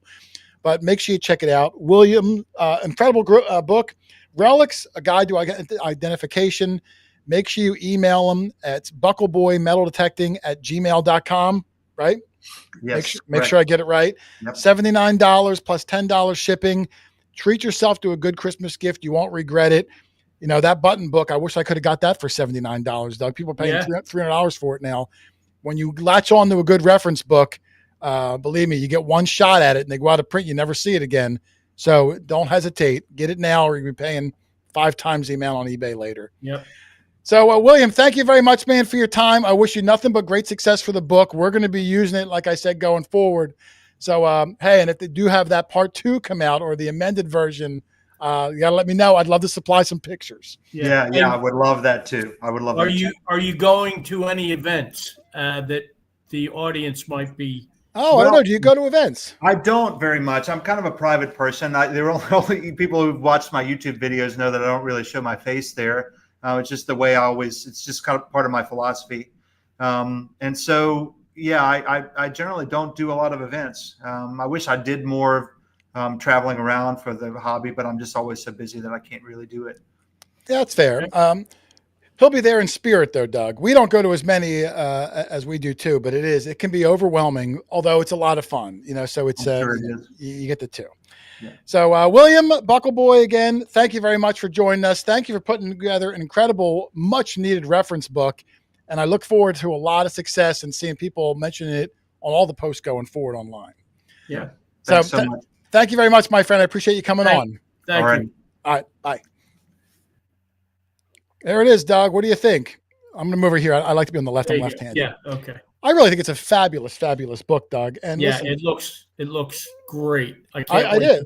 I wouldn't have done a whole hour and a half show on a book if I didn't really, really like it. It's amazing. Right. And the quality of it, Butch really knocked it out of the park with the quality of it.